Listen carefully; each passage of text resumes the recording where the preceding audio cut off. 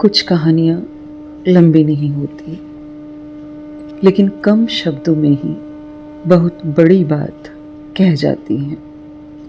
नमस्कार, मैं हूँ अर्चना त्यागी, एक बार फिर से आपके साथ हिंदी लेखक परिवार के मंच पर, और आज प्रस्तुत कर रही हूँ युवा कहानीकार गौतम के गट्स की एक कहानी 13 दिसंबर।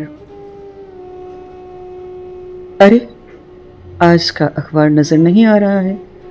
तभी अंदर से आवाज़ आई, बाहर जाकर देखो, शायद आ गया होगा अब तक। तभी मन ही मन बड़बड़ाते हुए, ये अखबार वाला आजकल बहुत देरी कर देता है अखबार देने में। इसके कारण कभी कभी देर हो जाती है, और हम जैसे जनाब का बगैर अखबार दिन की शुरुआत ही नहीं होती। एक बार मिल गया तो उस दौरान कोई मांग ले अखबार का कोई पेज। प्रिंट मीडिया आज भी हम जैसे लोगों की पहली पसंद बना हुआ है। यह सोचते सोचते जैसे तैसे बाहर आया तो देखा अखबार हमेशा की तरह अपनी जगह बदलकर और अपने आप में सिमटे हुए कोने में पड़ा आराम फरमा रहा है। लेने के लिए जैसे ही झुका तो शरीर की हड्डियों के घर्षण की आवाज़ आई, कड्र। ये जवानी में इस तरह हड्डियों का बोलना शुभ संकेत नहीं है। क्या करें, यह देरी से उठना, फिर आलस को बनाए रखना और हद से ज़्यादा शरीर को आराम देना व्यक्ति को आलसी बना देता है। अखबार के पंखों को जकड़ कर रखे रबर को निकालकर अखबार को खुले आसमान में सांस लेने के लिए छोड़ दिया। तभी मुख्य पृष्ठ पर विज्ञापन के पास वाली बड़ी खबर, संसद पर हमला होने के दौरान मारे गए सिपाहियों की विधवा को अब तक नहीं मिला जमीन का हक। ये नेताजी नहीं सुधरेंगे, घोषणा पे घोषणा कर देते हैं और पालना एक बार भी नहीं। ज़्यादा दबाव दो तो कुछ काम हो जाता है। झल्लाते हुए सोच में पड़ गया कि ये दुनिया चलाने वाला कब आज के नेताओं को सद्बुद्धि देगा। अगर ये सुरक्षाकर्मी नहीं होते तो आज इन नेताओं का मकबरा बन गया होता।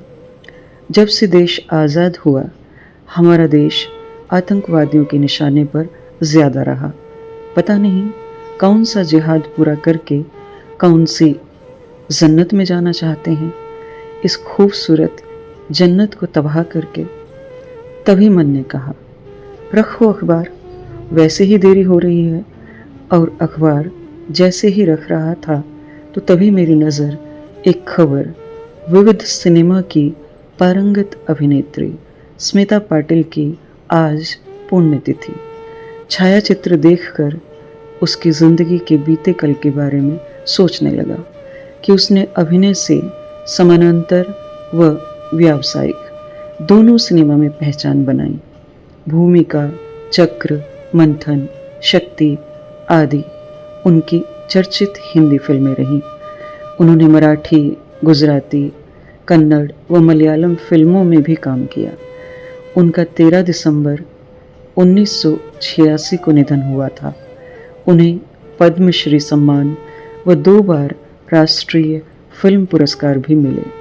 तभी सोचते सोचते ख्याल आया कि 13 दिसंबर का लिखा अंतर्देशीय पत्र कार्ड मेरी अजेश महिला मित्र गरिमा के द्वारा अपने पिता को लिखा पत्र मुझे पढ़कर सुनाया था, और उस विश्वास के साथ मुझे सुपुर्द किया कि तुम मुझे मेरे सपनों को याद दिलाते रहना। यह पत्र नहीं, मेरे सपनों का दस्तावेज है, जो मेरे पिताजी ने मुझे वापस लौटा दिया था जब वे घर छुट्टियों में आए थे, और उस दिन मुझे बहुत सुनाया। ये सारी बातें उसने मुझे बताई थी। तभी बगैर देरी किए उठा और अलमारी के गुप्त स्थान से उस पत्र को निकालकर सबकी नज़रें चुराते हुए सुरक्षित स्थान पर जाकर बैठ गया, जहाँ पर मेरी यादों में कोई खलल नहीं डाले। पत्र खोलने से पहले उसके पिताजी के पते का निरीक्षण किया। 2 JWO DJ Pareek, NCO S मेस, वायुसेना नगर, कानपुर, उत्तर प्रदेश। इसके साथ ही उसके पिताजी को 5वें दिन वह पत्र मिल गया था, क्योंकि तारीख 18 दिसंबर 1998 अंकित थी। पीछे की तरफ उसने अपना पता नहीं लिखा था। आराम से उस पत्र को खोला, क्योंकि पत्र बहुत पुराना था। अंदर के शब्द इस तरह थे: ओम 13/12/1998। आदरणीय पिताजी, आप कैसे हैं? मैं यहाँ कुशल पूर्वक हूँ, तथा मम्मी, भैया और दीदी भी कुशल पूर्वक हैं। यह जानते हुए कि आप आ रहे हैं, फिर भी मैं ये पत्र लिख रही हूँ, क्योंकि जो बात मैं आज लिखने जा रही हूँ वो शायद बोल न पाऊँ, या जब बोलूँ तब बहुत देर हो चुकी होगी। मैंने यह बात आपको कई बार बताने की कोशिश की, लेकिन हमेशा या तो आपका मूड ठीक नहीं होता या फिर आप मुझे किसी भी बात को लेकर डांट देते। तब मेरा मन नहीं होता था कि मैं आपको बताऊं, इसलिए वो बात मैं इस पत्र में लिख रही हूँ। पापा, एक बार आपने पूछा था कि मैं क्या बनना चाहती हूँ। तब मैंने आपको कुछ नहीं कहा था। आज मैं आपको सब कुछ बताऊंगी। पापा, मैं सिंगर बनना चाहती हूँ, और इस वक्त मेरे लिए मेरा करियर ज़्यादा इम्पोर्टेंट है। मैं खुद अपने पाँव पर खड़ी होना चाहती हूँ, और जहाँ तक शादी का सवाल है वो मैं करियर बनाने के बाद सोचूंगी। मैं कुछ बनकर गांव वालों को यह दिखाना चाहती हूँ कि एक लड़की वो सब कुछ कर सकती है जो कि एक लड़का कर सकता है।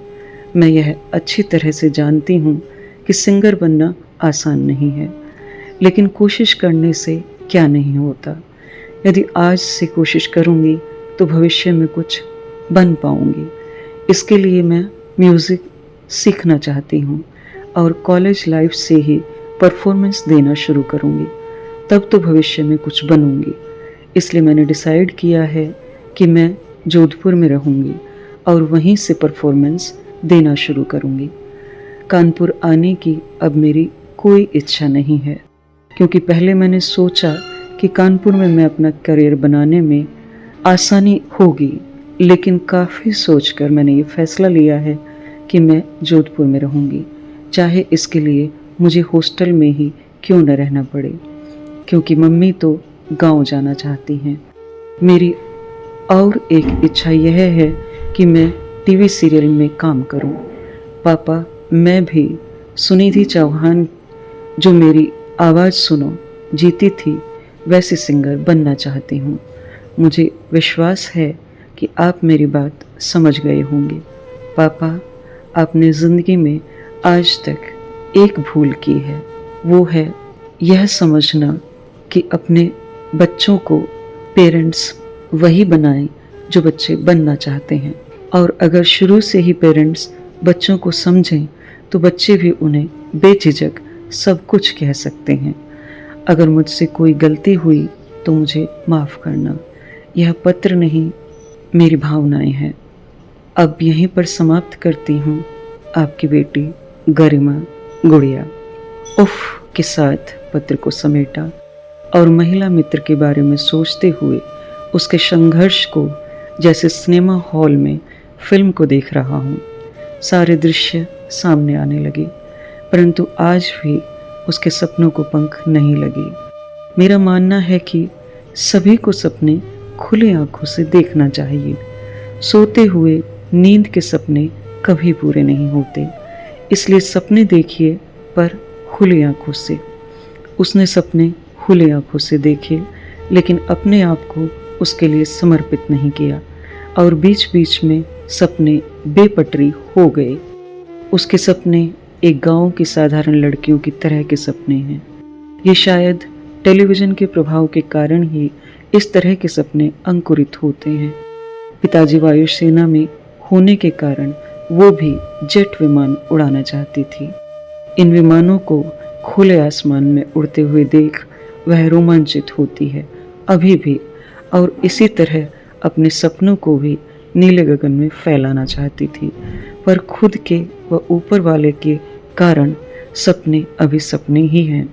यादों के बादलों से सूरज की तरह निकलते हुए होश आया कि आज 13 दिसंबर को गरिमा ने कॉफ़ी हाउस में मिलने को कहा था।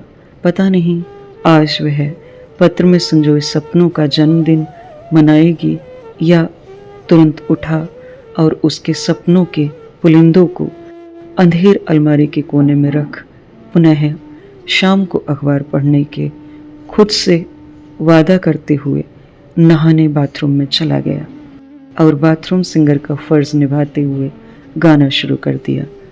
मेरे सपनों की रानी कब आएगी तू, चलिया तू चलिया चलिया। अभी आपने सुनी जोधपुर निवासी युवा कवि, लेखक एवं सामाजिक कार्यकर्ता गौतम के गट्स की यह कहानी। आशा करती हूँ कहानी आपको पसंद आई होगी। मेरी आवाज़ में अगर आपने इस कहानी को पसंद किया तो लाइक करें, कमेंट करें और अन्य साहित्य प्रेमियों के साथ साझा भी अवश्य करें। अब आपसे विदा लेती हूँ, फिर मिलते हैं एक और कहानी के साथ बेहतरीन कहानियों के सफ़र में। धन्यवाद। अगर आपको रचना पसंद आती है तो लाइक्स और कमेंट्स ज़रूर करें और शेयर कीजिए।